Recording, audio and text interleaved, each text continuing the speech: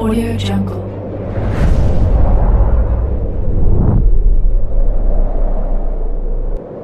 Yo, balik lagi bersama Mimin di Manhwa TV. Kali ini kita akan lanjutkan pembahasan dari cerita My Unbeatable Passive Skill Lets Me Deal Massive Damage. Mimin infokan kembali bagi teman-teman yang ingin menonton video terbaru lebih cepat, silahkan bergabung menjadi member di channel ini dengan biaya 5.000 per bulannya. Jika tidak, teman-teman bisa bersabar lebih dulu selama 2-3 hari untuk menonton video tersebut. Tanpa berlama-lama, yuk kita masuk ke disclaimer dulu.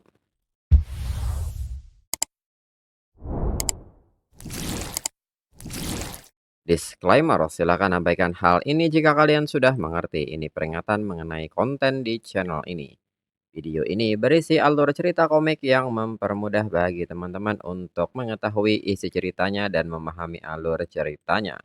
Jika ada kesamaan tokoh, tempat, maupun isu yang sedang hangat, itu benar-benar tidak disengaja.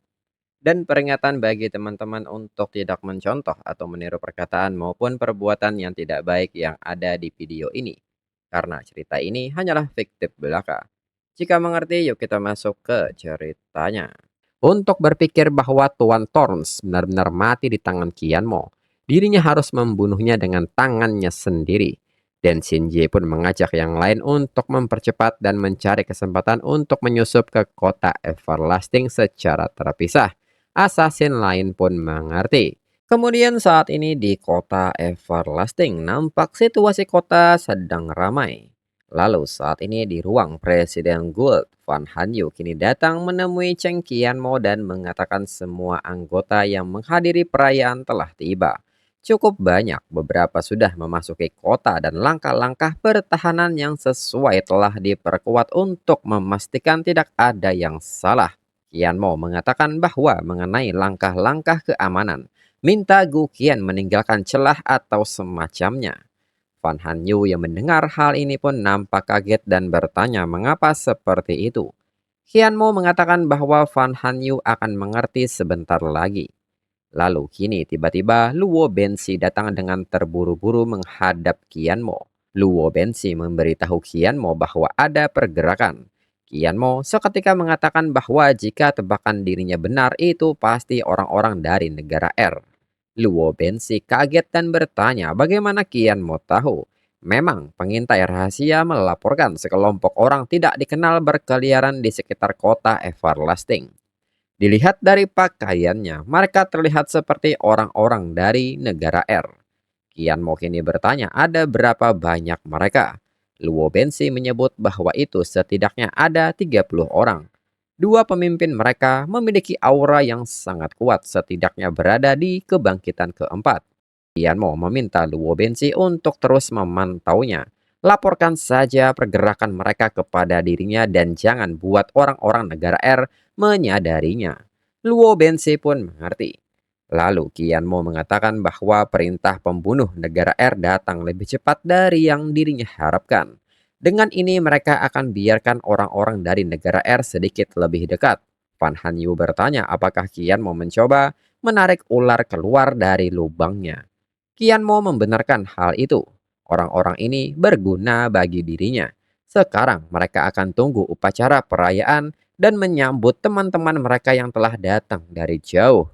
Dalam pikiran Van Hanyu, Qianmo sedang merencanakan skemanya lagi. Kemudian kini berpindah ke area lain. Qianmo menyapa Ashi dan Qin Feiyu serta meminta maaf karena telah membuat mereka menunggu. Ashi mengatakan bahwa mereka baru tiba belum lama ini. Du Shuwei mengatakan bahwa setidaknya 3.000 orang datang hari ini, 2 kali lipat dari yang mereka perkirakan. Qianmo mengatakan bahwa ini seperti yang diharapkan. Reputasi adalah hal yang sangat berguna ketika berhasil. Segera Qianmo mengajak mereka pergi. Jangan membuat tamu menunggu terlalu lama. Lalu kini di alun-alun kota Everlasting. Seseorang kini mengatakan bahwa Cheng Qianmo telah dipromosikan menjadi pandai besi tingkat Grandmaster. Ini yang kelima di negara Xia. Dikatakan bahwa dia bahkan menggantikan Dark Brotherhood. Selain itu dirinya dengar Qianmo baru berusia awal 20 tahun. Masa depannya tidak terbatas. Lalu Sing Siyuan yang baru berkunjung pun akhirnya mengetahui bahwa ini adalah kota Everlasting. Kota ini cukup megah, sama sekali tidak terlihat seperti Guild level 9. Dirinya dengar Qin Yonchang menolak undangan asosiasi profesi sebelumnya hanya untuk tinggal di kota Everlasting. Anggotanya pun membenarkan hal itu. Qin Yonchang tidak mau pergi justru karena dia mengambil posisi direktur departemen teknik di kota Everlasting. Sing Siyuan mengatakan, meskipun kota Everlasting ini sangat makmur dan memiliki banyak profesional lifestyle, tetap mengingat kemampuan Qin Yonchang yang setara dengan tingkat Grandmaster. Tinggal di sini hanya untuk menjadi direktur departemen teknik benar-benar merupakan pemborosan bakat. Anggotanya pun mengatakan karena Qin Yonchang memilih ini, dia pasti punya alasan. Dalam pikirannya, King Siyuan bahkan tidak mempertimbangkan perlakuannya di sini. Sing Siyuan seharusnya merenungkan dirinya sendiri. Lalu tak berselang lama, Luo Qifa yang datang seketika menyapa Sing Siyuan karena lama tidak bertemu. Dan Sing Siyuan ternyata belum mati. Anggotanya pun seketika merespon Luo Qifa dan meminta Luo Qifa untuk menjaga mulutnya. Sing Siyuan menanggapi ini dan mengatakan bahwa temperamen Luo Qifa sangat meledak-ledak. Tidak heran Luo Qifa tidak bisa menjadi ketua asosiasi pandai besi. Luo Qifa mengatakan tidak perlu bersikap sarkastik. Terpilihnya Jiang Wenliang sebagai ketua asosiasi besar adalah yang diinginkan semua orang. Dirinya benar-benar yakin dengan kepemimpinannya dan ketua Gul Cheng Qianmo atas mereka. Dalam pikiran Sing Siyuan ini terasa aneh. Luo Qifa selalu sombong, namun dia justru tunduk pada Jiang Wenliang yang baru muncul. Lalu kini orang-orang sekitar pun menyadari bahwa ada tokoh besar seperti Sing Siyuan, ketua asosiasi profesi, dan Luo Qifa, pandai besi tingkat Grandmaster. Bukankah hari ini penggabungan kedua asosiasi? Mengapa mereka malah bertengkar? Orang lain pun bertanya apa yang mereka ketahui. Penggabungan ini dipimpin oleh grup Radiance. Dua guild besar mungkin tidak mau. Lebih jauh lagi, asosiasi profesi dulunya dengan tegas menekan asosiasi pandai besi. Tapi sejak Guild Master Cheng Qianmo dan Jiang Wenliang dipromosikan menjadi Grandmaster, asosiasi profesi tidak lagi sebaik asosiasi pandai besi. Bahkan jika penggabungan berhasil kali ini, status asosiasi profesi akan berada di bawah asosiasi pandai besi. Mendengar hal ini, Sing Siyuan nampak marah mendengar penggabungan ini dan merasa tidak pernah setuju dengan penggabungan ini. Lalu kini Du Shuwei datang dan menyapa Luo Qifa dan Sing Siyuan. Ketua Guild Cheng Qianmo meminta tamu kehormatan dari asosiasi profesi dan asosiasi pandai besi untuk pindah ke ruang tunggu. Sing Siyuan pun mengatakan bahwa dirinya tidak akan menurunkan dirinya sampai ke level asosiasi pandai besi dan menyebut mereka sebagai orang-orang bodoh yang berotak otot. Lalu kini saat di ruang tamu VIP, Sing Siyuan mengatakan bahwa ini benar-benar keterlaluan. Lagi pula, dirinya adalah ketua umum asosiasi profesi. Tidak apa-apa jika Cheng Qianmo tidak datang untuk menyambut dirinya secara pribadi. Tapi bagaimana Qianmo bisa menyatukan dirinya dengan sekelompok orang bodoh yang tidak tahu apa-apa ini? Du Shuwei pun meminta Sing Siyuan untuk menunggu sebentar, katanya dia akan segera tiba. Sing Siyuan mengatakan bahwa mereka sudah minum teh selama setengah jam. Apakah Qianmo benar-benar sesibuk itu? Lalu di saat yang sama, Qianmo kini datang serta meminta maaf kepada semuanya. Dirinya terlambat karena beberapa hal. Qianmo berharap mereka tidak menunggu terlalu lama. Qianmo juga kini menyapa Sing Siyuan serta mengatakan bahwa dirinya sudah banyak mendengar tentang Sing Siyuan. Sing Siyuan yang baru pertama kali bertemu Qianmo baru mengetahui bahwa inilah sosok Cheng Qianmo. Dia sebenarnya sangat muda seperti yang dikatakan rumor. Qianmo mengatakan bahwa seperti yang mereka ketahui dirinya sangat sibuk hari ini. Jadi dirinya akan langsung ke intinya. Dirinya mengundang mereka semua ke sini hari ini terutama untuk menyelesaikan satu hal, yaitu menyelesaikan perseteruan yang telah berlangsung selama beberapa dekade antara kedua asosiasi. Jadi dirinya ingin memanfaatkan kesempatan baik hari ini untuk bertindak sebagai pembawa damai. Dan mintalah kedua belah pihak berjabat tangan, berdamai, dan bergabung menjadi sebuah asosiasi baru. Sing Siyuan menanggapi ini dan bertanya apakah masalah ini harus diputuskan secepat ini. Bagaimana kalau mereka menunggu sampai semua orang ada di sini sebelum membahasnya? Dalam pikiran Sing Siyuan, mengapa Cheng Qian mau membahasnya sekarang? Anak muda benar-benar tidak punya taktik atau rasa hormat terhadap perasaan sama sekali. Qian Mo mengatakan bahwa mereka semua orang pintar, tidak perlu bertele-tele. Beri dirinya langsung jawaban gabung atau tidak. Luo Qifa mengatakan bahwa asosiasi pandai besi tentu saja bersedia bekerja sama dengan Cheng Qianmo, tetapi mereka tidak tahu apa yang dipikirkan oleh orang lain. Sing Siyuan mengatakan bahwa ini bukan masalah kecil. Dirinya tidak bisa mengambil keputusan sendiri. Qianmo mengatakan bahwa Sing Siyuan adalah ketua besar asosiasi profesi.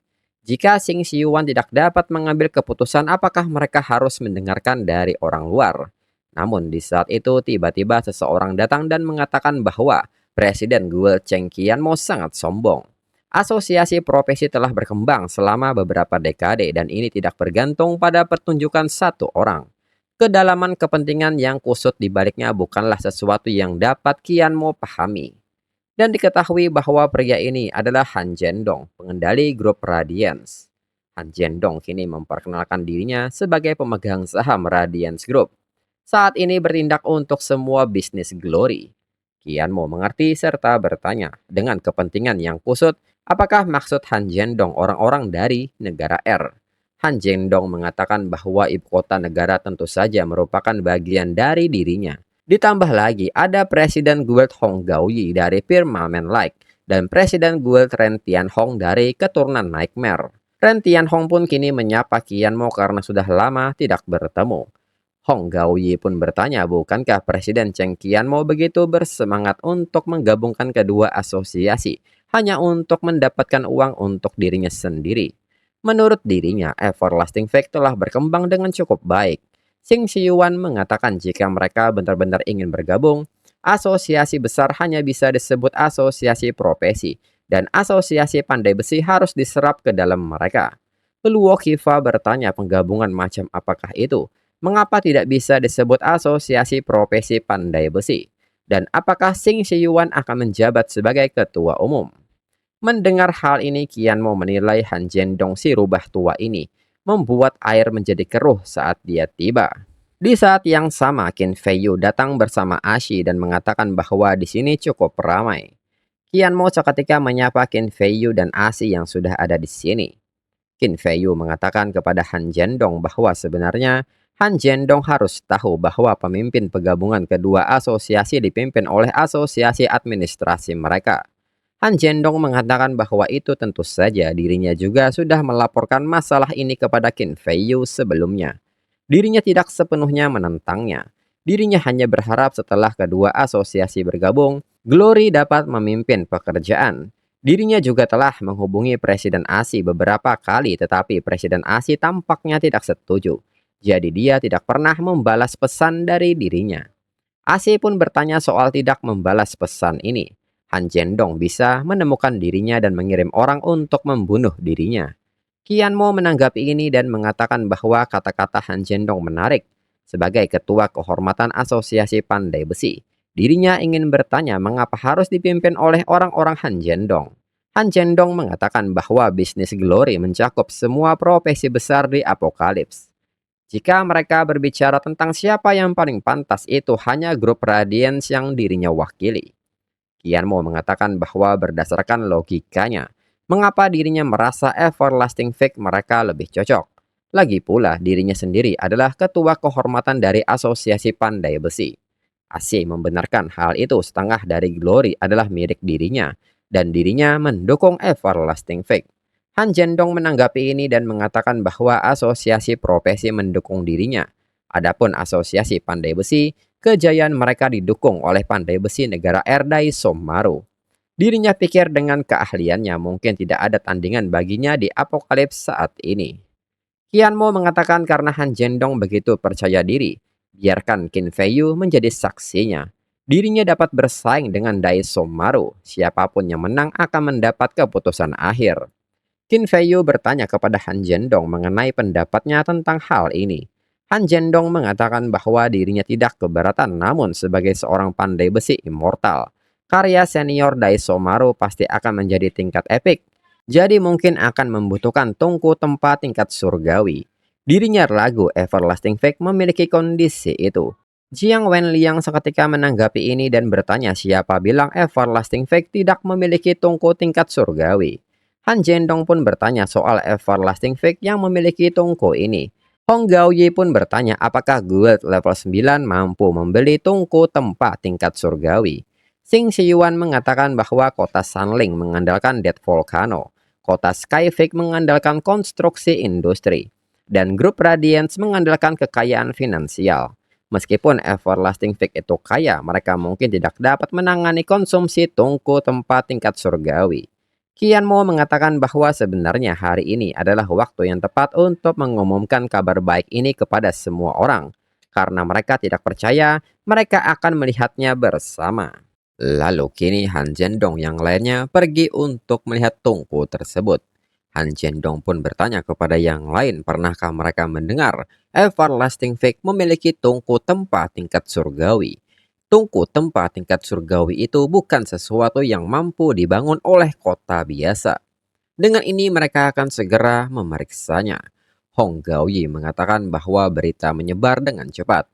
Dengan begitu banyak orang di sini, jika tidak ada tungkunya, Cheng Qianmo akan sangat terhina. Han Zhendong mengatakan bahwa tungku itu mungkin nyata. Berita ini pasti disebarkan oleh Cheng Qianmo sendiri. Tampaknya mereka tidak hanya gagal membuatnya kehilangan muka kali ini, tetapi dia juga menggunakan ini untuk memperluas pengaruhnya. Lalu Xing Shiyuan yang melihat pasukan Dragon Rider milik Everlasting Fake nampak takjub, dirinya tidak percaya Everlasting Fake bisa mempertahankan begitu banyak tunggangan naga. Dan Ren Tianghong juga meminta mereka melihat ke arah atas, itu adalah tunggangan terbang rank double S, The Vermilion Luan. Itu setara dengan naga terbang. Hong Gaoyi pun nampak kesal dan bertanya dari mana Everlasting Fake Guild level 9 belaka mendapatkan semua sumber daya ini. Han Zhendong yang melihat pohon besar di depannya mengatakan bahwa itu seharusnya pohon dunia. Sebagian besar daripada yang dimiliki Everlasting Fake sekarang kemungkinan besar terkait dengan pohon itu. Qian Mo seketika menanggapi ini dan mengatakan bahwa Han Zhendong sangat berpengetahuan. Everlasting Fake mereka memang tidak dapat berkembang tanpa pohon dunia. Dan tungku tempat tingkat surgawi ini pun juga tidak bisa. Qian Mo segera meminta anggotanya untuk membuka tirainya. Biarkan para tamu melihatnya. Anggotanya pun mengerti dan mulai memutar tuasnya. Dan diketahui bahwa ini adalah tungku tempat special edition dari pohon dunia tingkat surgawi. Hong Gaoye pun mengatakan bahwa ini adalah tungku yang aneh. Itu sebenarnya terkait dengan pohon. Apakah bisa menyala? Orang lain pun membenarkan hal itu. Bukankah ini hanya untuk pertunjukan? Jiang Wenliang seketika menanggapi hal ini dan bertanya apa yang mereka orang-orang bodoh yang berpikiran pendek tahu. Sebagai presiden asosiasi pandai besi, sungguh tidak ada yang salah dengan tungku ini. Qin Yonchang mengatakan bahwa tungku tempat tingkat surgawi ini dibangun oleh Presiden Jiang Wenliang dan dirinya bersama-sama. Energi sumbernya adalah getah pohon dunia. Itu akan bekerja dengan baik, itu hanya perlu beberapa hari pengujian lagi. Hong Gaoyi mengatakan setelah semua pembicaraan itu, tungku Everlasting Fake belum selesai, jadi siapa tahu apakah itu berfungsi atau tidak. Qian Mo mengatakan karena Hong Gaoyi khawatir dirinya akan menambahkan syarat lain. Jika penempaan gagal karena masalah dengan tungkunya, itu juga akan dihitung sebagai kekalahannya. Han Zhendong pun menyetujui ini karena Everlasting Fake memiliki tungku tempat tingkat surgawi. Taruhannya akan aktif, namun Daisomaru diperkirakan akan tiba dalam 3 hari lagi. Maka mereka akan gunakan waktu ini untuk mempersiapkan bahan masing-masing dari mereka. Qian maupun setuju dengan hal itu. Han Zhendong pun kini pamit pergi dan mereka akan berjumpa lagi dalam waktu 3 hari. Setelahnya, saat mereka meninggalkan kota Everlasting, Hong Gaoyi mengatakan karena Cheng Qianmo mengatakan kerusakan dihitung sebagai kekalahannya, dirinya punya ide mengapa mereka tidak mengutak-atik tungkunya. Xing Shiyuan bertanya apakah itu benar-benar perlu. Mereka sedang bertaruh. Setelah Suwu Jiang dari Asosiasi Pandai Besi meninggal, Daisomaru bisa dibilang sebagai pandai besi terkuat di timur. Bahkan Jiang Wenliang kalah darinya. Jadi Daisomaru tidak mungkin kalah. Han Zhendong mengatakan Cheng Qianmo sangat percaya diri dengan tongkonya. Dia pasti telah mengatur keamanan yang ketat dan ingat mereka memiliki organisasi assassin. Jadi Firmamen Like tidak perlu mengambil resiko ini. Qing Shiyuan pun menyebut itu pemikiran yang sangat bagus dari Han Zhendong. Han Zhendong mengatakan mengotak-atik tongkunya terlalu picik. Jika mereka punya kesempatan sebaiknya mereka langsung menggunakannya pada Qianmo. Lagi pula kota Everlasting saat ini berada dalam situasi yang rumit. Qing Shiyuan pun kaget mendengar hal ini serta mengatakan bahwa Cheng Qianmo adalah pahlawan negara Xia. Bagaimanapun juga itu akan terlalu berlebihan. Han Zhendong mengatakan bahwa jika kesepakatan bisnis bisa 100% pasti, mengapa mereka harus menerima 50% begitu saja apalagi pahlawan negara Xia ini hanya omong kosong belaka. Xing Shiyuan pun hanya diam mendengar hal ini. Kemudian kembali ke kota Everlasting. Qin Feiyu bertanya bisakah tungku ini beroperasi dalam 3 hari. Jiang Wenliang meminta Qin Feiyu untuk yakin jika tungku ini tidak berguna dalam 3 hari, dirinya Jiang Wenliang akan mengambil nyawanya sendiri untuk menebusnya. Qianmu menyebut Jiang Wenliang terlalu berlebihan jika dirinya tidak mempercayai Jiang Wenliang. Bagaimana dirinya berani memberikan jaminan seperti itu?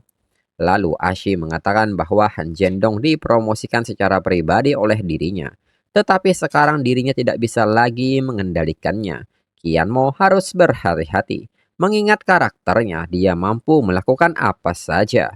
Jiang Wenliang pun menyebut Qianmo terlalu percaya diri dengan kata-katanya. Mereka mungkin akan mencoba menyabotase tungkunya.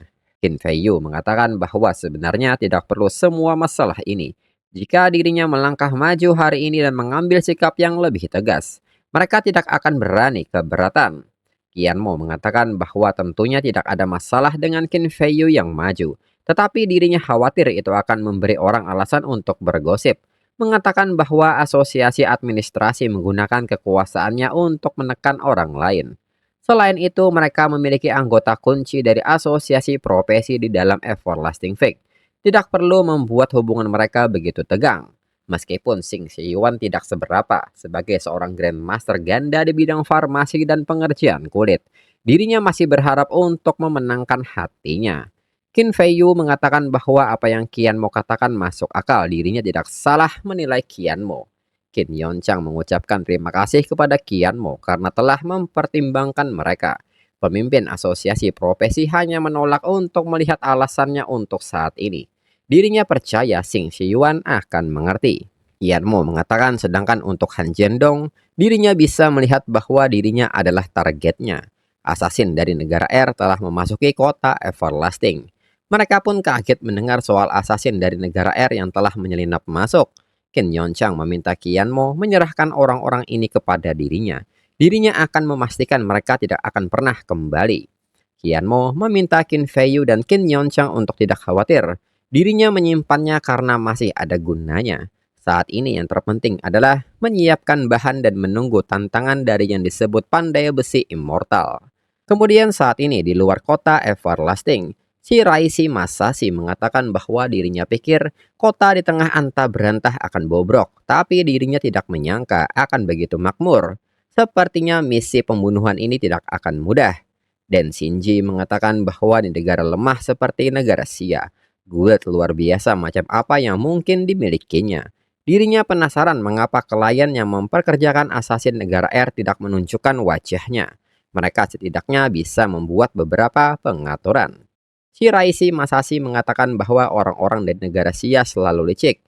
Orang-orang Xia pasti menjauhkan diri sepenuhnya saat mengeluarkan misi. Dengan ini mereka lakukan yang terbaik untuk menemukan targetnya. Dan Shinji mengerti bagaimanapun juga di tempat seperti negara Xia yang kecil, mungkin tidak ada lawan yang menantang.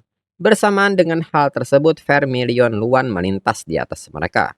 Mereka yang melihat ini pun kaget dan mengetahui bahwa itu adalah Vermilion Luan, serta di belakangnya ada seekor rock. Sementara itu, orang-orang yang berada di kota Everlasting Fake pun nampak takjub. Itu tunggangan yang luar biasa. Mereka pun bertanya apakah semua tamu ini hadir untuk perayaan. Mereka pun bertanya-tanya siapakah tamu-tamu ini. Sungguh penampilan yang megah. Seseorang dari mereka mengatakan bahwa itu adalah kepala universitas besar di negara Sia. Mereka baru saja tiba sekarang. Sementara itu, Shiraishi Musashi mengatakan bahwa tidak banyak powerhouse kebangkitan keempat di negara Sia. Bahkan tidak ada sepertiganya dari mereka. Dirinya kira tidak akan melihatnya hari ini di sini. Dan Shinji mengatakan bahwa mereka terlihat seperti tamu Everlasting Fake. Shiraishi Masashi mengatakan bahwa sepertinya operasi ini benar-benar berbahaya. Mereka harus lebih berhati-hati. Pertama, masuk ke kota untuk menemukan Cheng Qianmo dan melacak pergerakannya. Dan Shinji juga mengatakan hanya beberapa tingkat keempat dalam hal apapun mereka sudah mengetahui semua kartu trap Everlasting Fake. Tidak ada yang perlu ditakutkan. Sementara itu nyatanya gerak-gerik assassin negara R telah dipantau oleh Rosa dan yang lainnya.